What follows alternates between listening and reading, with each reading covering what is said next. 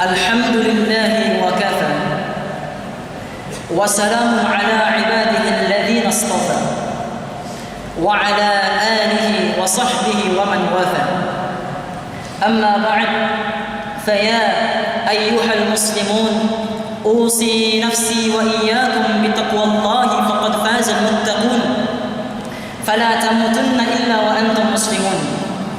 وقال تعالى مذكرا بذلك يا أيها الذين آمنوا اتقوا الله حق تقاته فلا تموتن إلا وأنتم مسلمون. وقال أيضا يا أيها الناس اتقوا ربكم الذي خلقكم من نفس واحدة وخلق منها زوجها وبث منهما رجالا كثيرا ونساء واتقوا الله الذي تساءلون به والأرحام إن الله كان عليكم رقيبا. Hadirin sidang jemaah Jumat yang dimuliakan oleh Allah Subhanahu wa taala. Alhamdulillah, di antara sekian banyaknya hamba Allah Subhanahu wa taala di atas muka bumi ini, kita di antara hamba-hamba Allah Subhanahu wa taala yang masih terpilih, yang diringankan langkah-langkah kakinya, yang dilembutkan hatinya, yang diberikan kekuatan iman dan takwanya untuk melaksanakan perintah Allah Subhanahu wa taala di dalam Al-Qur'an di surah yang ke-62 Al-Jumu'ah di ayat yang ke-9 di muka surat yang ke-554 di dalam Al-Qur'an. Ya ayyuhalladzina amanu idza nudiya lis-salati min yaumil jumu'ah fas'au ila dzikrillahi wa dzarul bai' dzalikum khairul lakum in kuntum ta'lamun.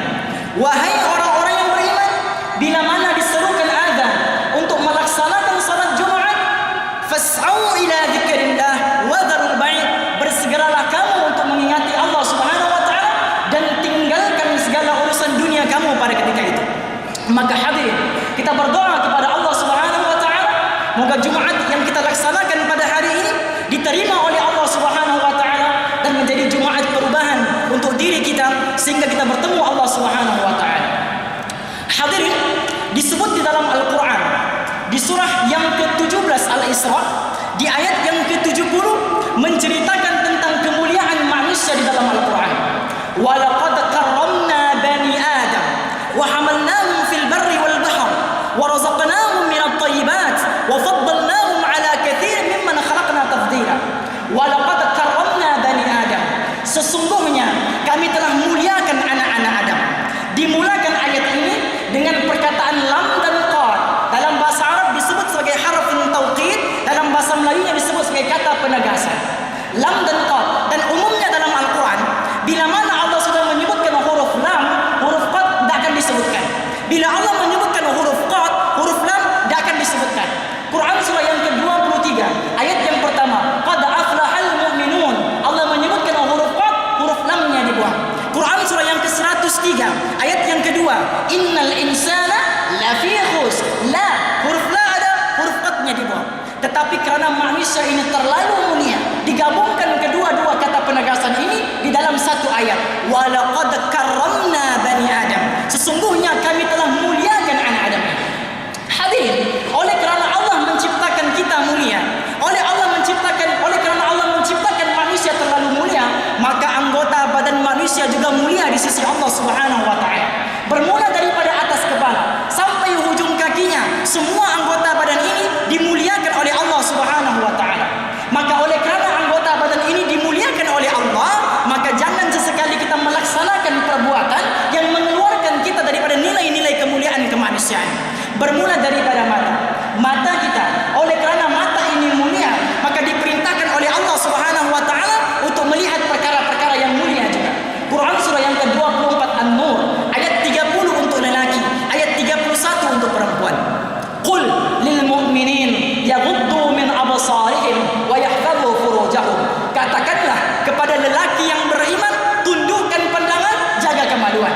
Oleh kerana mata ini mulia, maka Allah tidak berkehendak kita untuk melihat benda-benda yang diharamkan oleh Allah Subhanahu wa taala. Mata mulia, maka pastikan perkara yang kita lihat juga mulia di sisi Allah Subhanahu wa taala. Bila mana manusia menggunakan mata yang mulia ini melihat ke tempat-tempat yang tidak dimuliakan oleh Allah Subhanahu wa taala, maka seketika itu juga dia telah keluar daripada nilai-nilai kemuliaan yang disebutkan oleh Allah Subhanahu wa taala. maka Allah tidak berkehendak untuk apa menggunakan mulut kita ini bercakap dengan perkara-perkara yang tidak elok. Nabi SAW menyebutkan tentang mulut, riwayat Bukhari dan Muslim, disebutkan di dalam Bukhari di hadis yang ke-1329 dan dalam kitab Sahih Muslim di hadis yang ke-899. Nabi SAW bersabda, "Man kana yu'minu billahi wal yawmil akhir falyaqul khaira aw liyasmut."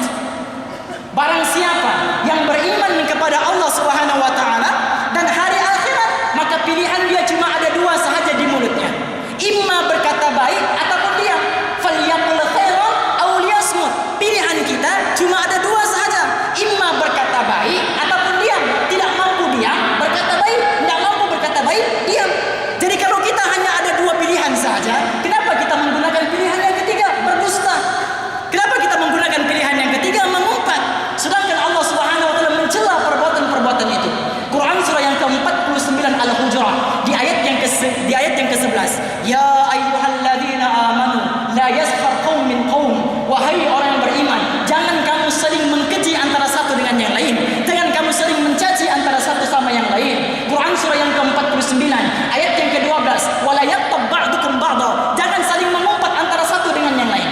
Bila mana mulut ini digunakan di tempat yang diharamkan oleh Allah, digunakan di tempat yang bukan mulia di sisi Allah Subhanahu wa taala, maka ketika itu juga kita telah keluar daripada nilai-nilai kemuliaan yang disebutkan oleh Allah Subhanahu wa taala.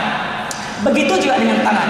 Oleh kerana tangan kita mulia di sisi Allah Subhanahu wa taala, maka Allah tidak berkeinginan dan tidak berkehendak tangan kita dikerjakan di tempat-tempat yang tidak sepatutnya. Oleh kerana tangan mulia, maka Allah turunkan perintah-perintah untuk dikerjakan oleh tangan untuk menunjukkan kemuliaan tangan di sisi Allah Subhanahu wa taala. Maka muncullah perintah untuk zakat. Quran surah yang ke-9 At-Taubah di ayat yang ke-60, "Innamas shadaqatu lil fuqara'i wal masakin wal 'amilina 'alaiha" ila akhir ayat.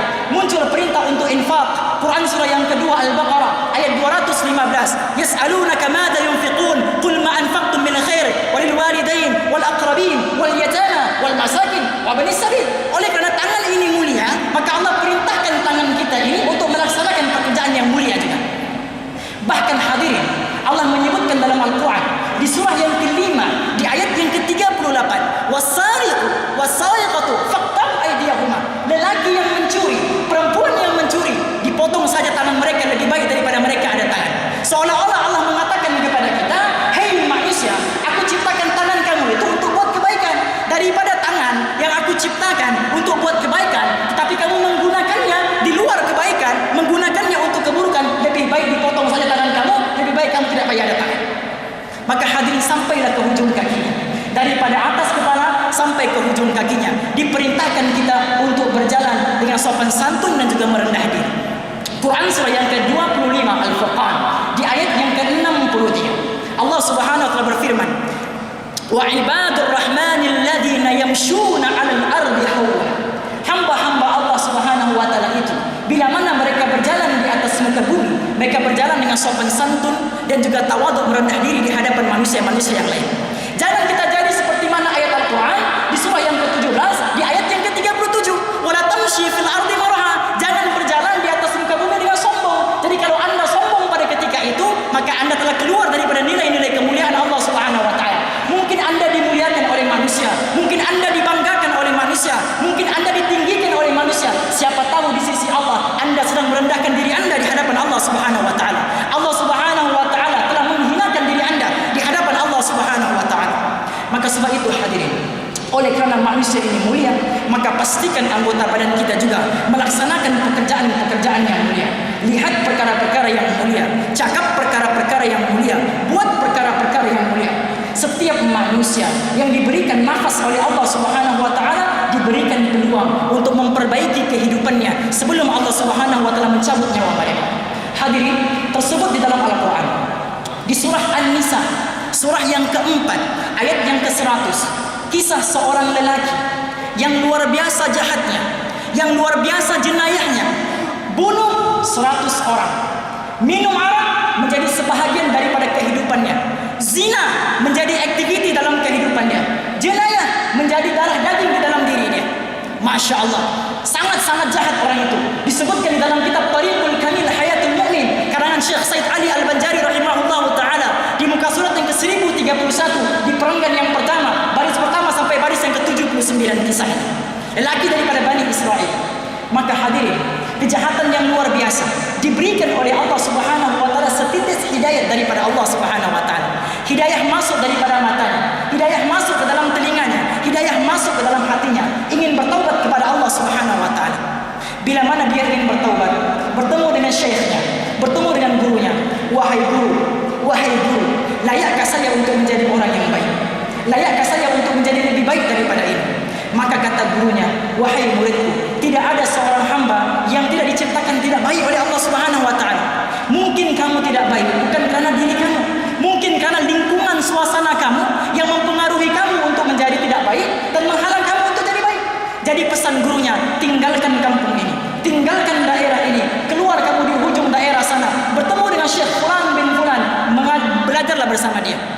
Hadirin, Masya Allah, lelaki yang membunuh 100 orang, zina menjadi sumber kehidupannya, arak tiap-tiap hari diminumnya, bunuh orang luar biasa, menyiapkan bekalannya, bertemu untuk berubah di jalan Allah Subhanahu wa taala. Bila mana dalam perjalanannya, hukum pertama yang Allah Subhanahu wa taala berikan kepada dia, Quran surah yang kedua Al-Baqarah ayat 222, innallaha yuhibbut tawwabina wa yuhibbul mutatahhirin. Bila mana seorang hamba sudah bertaubat kepada Allah, maka cinta Allah datang kepada dia. Hukum yang pertama.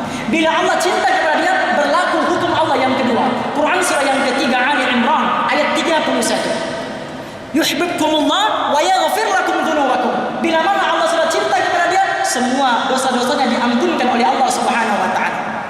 Kemudian hadirin, dalam perjalanannya berlaku hukum yang ketiga di sisi Allah Subhanahu wa taala. Quran surah yang ketiga Ali Imran ayat 185. Kullu nafsin dha'iqatul maut. Setiap yang bernyawa pasti akan merasakan kematian. Datang malaikat Israel untuk mencabut nyawanya. Bila malaikat datang untuk mencabut nyawanya, berlaku hukum yang keempat. Quran surah yang disebutkan di dalam Al-Quran di surah yang ke-7 Al-A'raf di ayat yang ke-34.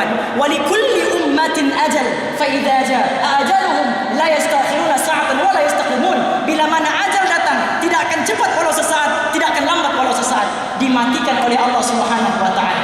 Hadirin, mati dalam keadaan ingin bertaubat, ingin berubah, belum berubah, ingin berubah, ingin bertaubat, ingin menjadi lebih baik, belum menjadi baik lagi, baru ingin melaksanakan niatnya, melaksanakan azamnya untuk berubah menjadi baik. Allah sebutkan dalam Al-Quran di surah yang keempat An-Nisa ayat yang ke-100, may yakhruj min baitihi muhajiran ila Allah wa rasulih thumma yudrikuhul maut faqad waqa'a ajruhu Allah. Allah menyebutkan dia bertaubat, diterima taubatnya oleh Allah Subhanahu wa taala, diampunkan segala dosa-dosanya, setiap langkahnya diberikan pahala oleh Allah Subhanahu wa taala, setiap langkahnya dihapuskan dosanya, setiap langkahnya diangkat derajatnya di sisi Allah Subhanahu wa taala. Kata Nabi SAW, dakhalal jannah, lelaki itu terus masuk surga Allah Subhanahu wa taala.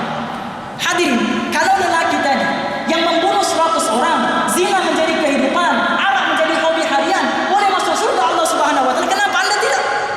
Anda tidak pernah membunuh 100 orang? Mungkin arak bukan menjadi minuman Anda, zina mungkin bukan menjadi hobi Anda. Kalau lelaki tadi boleh masuk surga, kenapa Anda tidak? Kenapa Anda tidak? Jadi kalau kita tidak masuk surga, bukan salahnya Allah, salahnya kita yang tidak mau menuju surga Allah Subhanahu wa taala.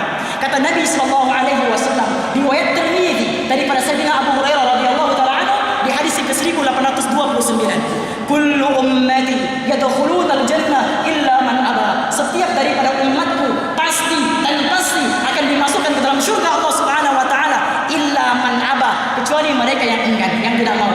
Jadi kalau Allah Subhanahu wa taala tidak memberikan surga Allah Subhanahu wa taala kepada Anda, bukan Allah yang salah, bukan Allah yang silap, kita yang melambat respon pemberian daripada Allah Subhanahu wa taala.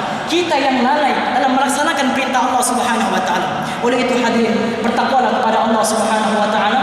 Moga-moga Allah Subhanahu wa taala menjadikan diri kita satu orang insan yang sempat bertaubat sebelum Allah Subhanahu wa taala mencabut nyawa kita dan dibangkitkan di akhirat bertemu dengan Allah Subhanahu wa taala. Barakallahu li wa lakum bil Qur'anil azim wa nafa'ani wa iyyakum bima fihi min al ayati wa dhikril hakim wa taqabbala minni wa minkum tilawata innahu huwas